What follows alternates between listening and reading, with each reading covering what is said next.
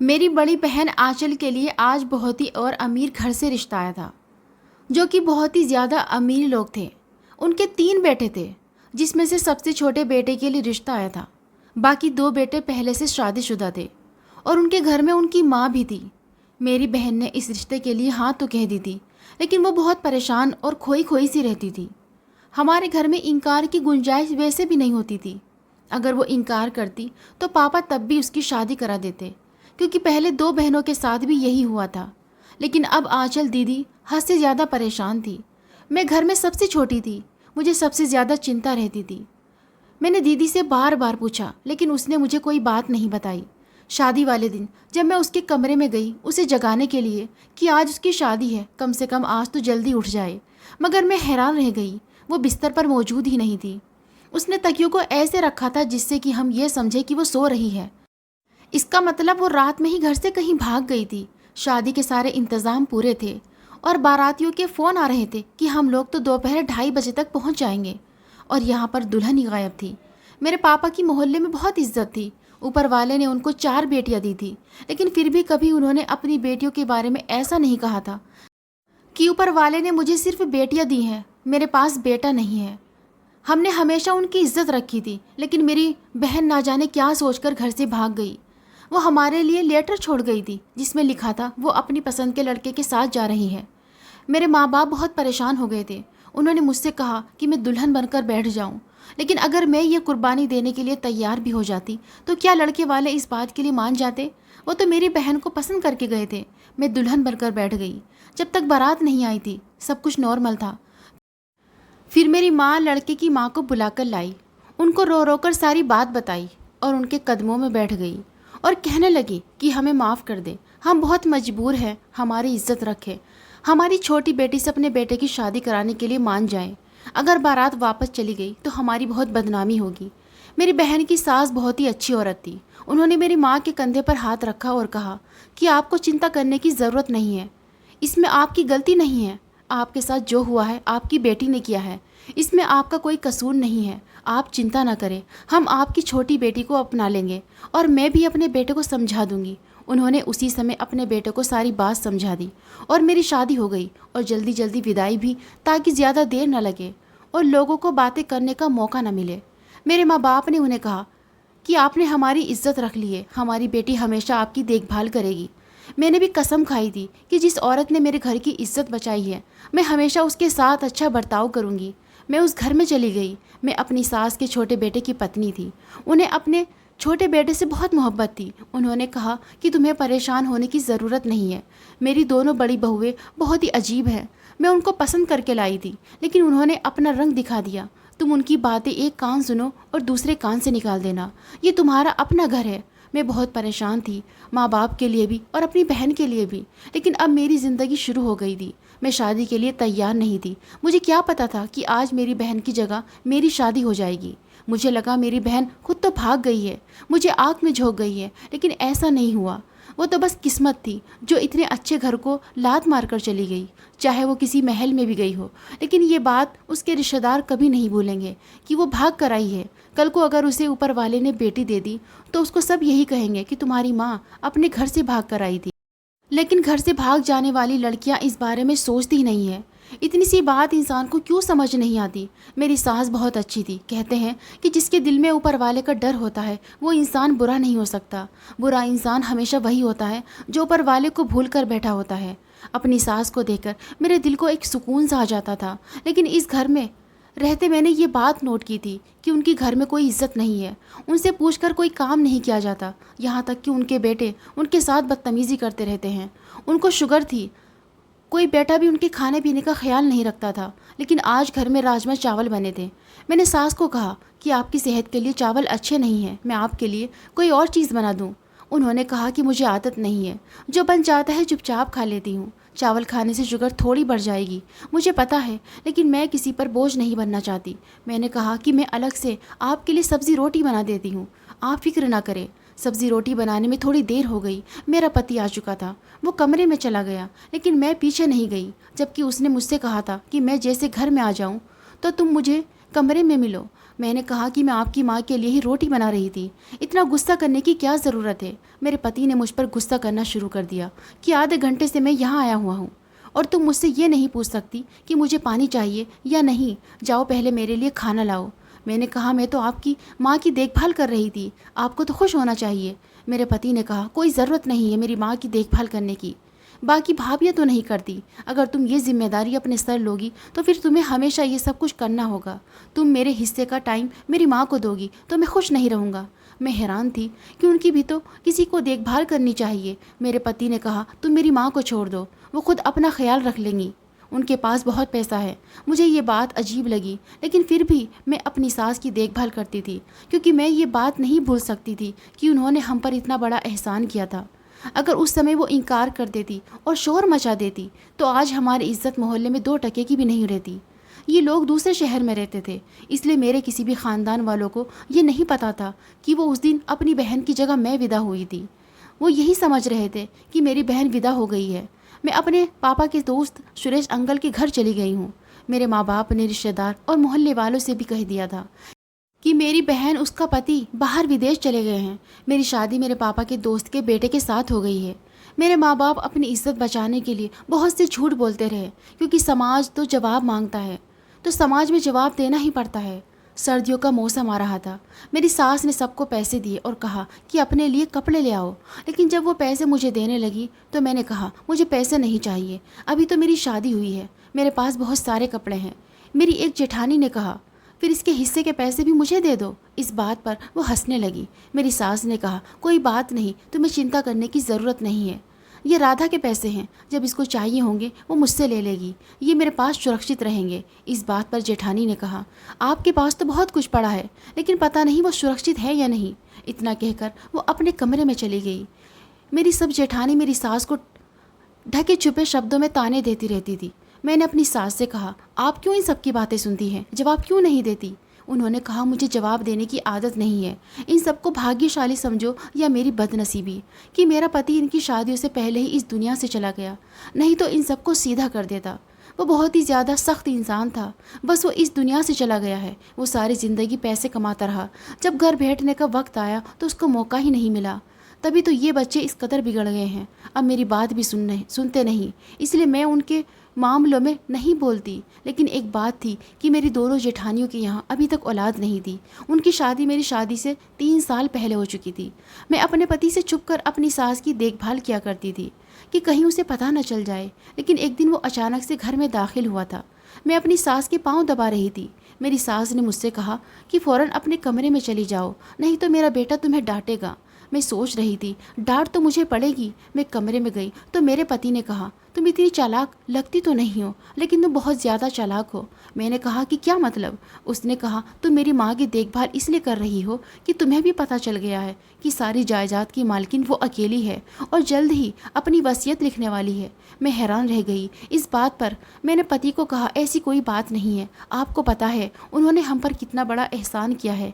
मेरे पति ने कहा इसमें तुम्हारा तो कोई कसूर नहीं है। इस बात पर मैंने शुक्र किया कि चलो मेरा कोई कसूर नहीं है। मेरा पति इस बात को मानता तो है, मुझे लगा हर बात के लिए मुझे ही कसूरवार ठहराएगा। मेरी बहन की ना तो कोई कॉल आती थी ना कोई उसकी खैर खबर थी। वो तो ऐसी आंखें फेर गई कि दोबारा वापस नहीं आई।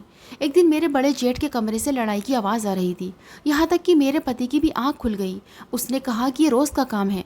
अगले दिन तीनों भाई एक साथ बैठे थे। मुझे चाय बनाने को कहा, मैं चाय बना कर ले आई। मैंने सुना कि वो सब वसीयत के बारे में बात कर रहे थे। शाम को वो सब मेरी सास के कमरे में चले गए और उनसे बहस करने लगे। ऐसा लगता था वो अभी अपनी माँ को मार देंगे। मेरी सास ने कहा कि मैं मर तो नहीं रही जो इतनी जल्दी वसीयत लिख कर चली जाऊँ। तुम लोगों को शर्म नहीं आती इस तरह की बात करते हुए? सब कुछ तुम लोगों का है। जेठ जेठानी का यही कहना था, आप अपनी ज़िंदगी में ही हमें हमारा हिस्सा लिख कर दे दे, नहीं तो बाद में बहुत मसले बनेंगे। फिर अभी तो आपके सिग्नेचर करने से पहले सब कुछ ठीक हो जाएगा, बाद में 100 तरह के मसले होते हैं। पापा होते तो अभी तक ये सब कुछ कर चुके होते। मेरी सास ने कहा पापा होते तो तुम सबके मुंह पर थप्पड़ मारते कि माँ जिंदा है और तुम लोगों को वसीयत की पड़ी है। मैं घर चला रही हूँ, तुम लोगों की पत्नियों के सर्दी गर्मी के कपड़े बनाती हूँ, घर में राशन मेरे पैसों से आता है। तुम लोगों ने कभी 1 रुपया भी घर में खर्च नहीं लगाया। पहले 20,000 में घर चलता था, अब 30,000 में भी ये घर नहीं चलता। मेरी सास कोई अनपढ़ औरत नहीं थी, पढ़ी लिखी थी। उन्होंने ये बात सीधी कर दी। बेटे खामोश हो गए। मैं इस मामले में कुछ बोलने लगी तो मेरे पति ने कहा, तुम्हें ज़्यादा बोलने की ज़रूरत नहीं है। दूसरे भाइयों की पत्नियों को देखो, उनका साथ देती हैं और तुम मेरी माँ की नौकरानी बनकर बैठी हो। ऐसा लगता है शायद तुम्हारी बहन तुमसे ज़्यादा समझदार थी। हम इसी बात को लेकर एक दूसरे से बहस करते रहे। इस घर में धीरे धीरे झगड़े बढ़ने लगे थे। इन लोगों ने जानबूझकर अपनी माँ को परेशान करना शुरू कर दिया था ताकि वो तंग आकर खुद ही जायदाद बेटों के नाम कर दे।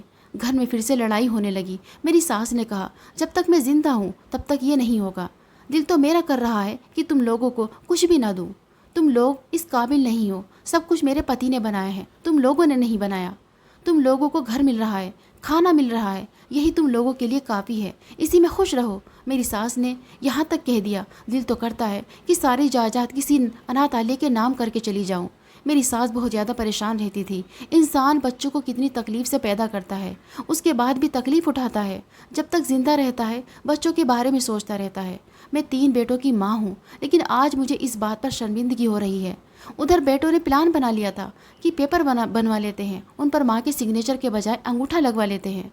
उनको पता भी नहीं चलेगा, ज़बरदस्ती अंगूठा लगवा लेंगे। लेकिन ये बात मेरी सास ने सुन ली थी। अपने बेटों को बहुत बातें सुनाई, यहाँ तक कि वो रो रो कर बेहोश हो गई। उन्होंने कहा, मेरी औलाद अब इस हद तक गिर गई है कि अब हद पार कर सकती है। उनकी पत्नियाँ दिन रात उनके दिमाग ख़राब करती रहती।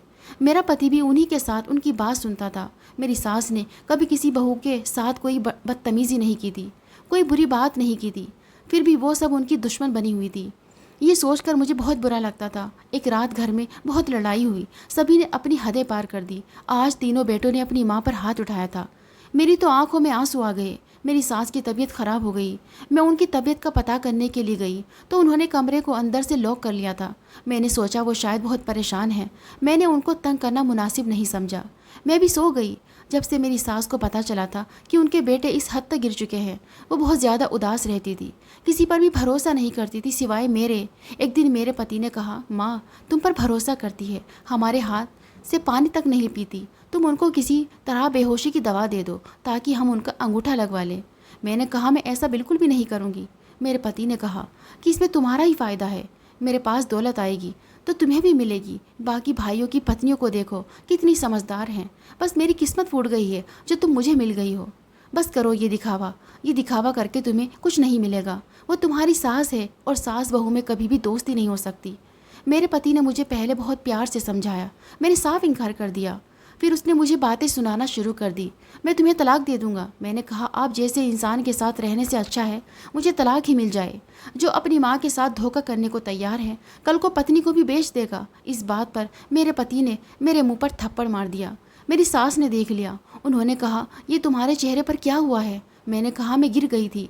उन्होंने कहा, बेटी मैं 70 साल की होने वाली हूँ, मुझे पता है तुम गिरी नहीं हो, तुम्हारे पति ने तुम पर हाथ उठाया है।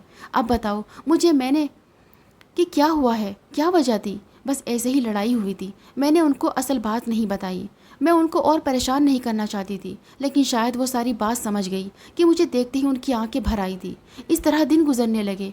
एक दिन न जाने क्या हुआ, मुझे वक्त पहले ही नींद आ गई, लेकिन आधी रात को अपनी सास के चिल्लाने पर मेरी आँख खुल गई। मैं भागकर अपनी सास के कमरे में गई। मैंने देखा तीनों भाई और दोनों भाभी वहाँ खड़े थे। मैं हैरान हुई कि अब क्या हो रहा है। जब सामने का दृश्य देखा तो समझ गई। मेरे कदमों तले से ज़मीन निकल गई। मैंने तेज़ तेज़ रोना शुरू कर दिया। वो अपने मकसद में कामयाब हो गए थे। उन्होंने अपनी माँ के जायदाद के पेपर पर सिग्नेचर करवा लिए थे और अपनी माँ की टांग तोड़कर उन्हें घर से बाहर निकाल दिया था। सुबह की रोशनी फैल गई थी। मेरी सास घर में नहीं थी। दरवाज़ा खुला था। बाहर आंगन में उनको घसीटने के निशान ज़मीन पर साफ दिखाई दे रहे थे। तीनों भाई बहुत ज़्यादा खुश थे। उनके हाथ में पेपर्स आ गए थे।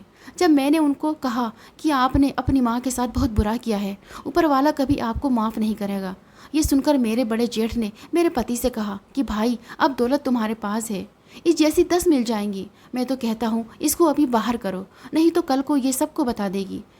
मैं कहना तो बहुत कुछ चाहती थी, लेकिन उस वक्त मेरे दिमाग में यही बात चल रही थी कि मैं जल्दी से जाकर अपनी सास की मदद करूँ, जिनके साथ इन सब ने बहुत बुरा किया था। जायदाद अपने नाम करवाने के बाद उन्हें घर से निकालकर बाहर फेंक दिया था। मैं फ़ौरन घर से बाहर निकलकर जाने लगी, लेकिन जाने से पहले मैंने इतना ज़रूर कहा कि तुम लोगों ने जो किया है इसकी सज़ा तुम्हें ज़रूर मिलेगी।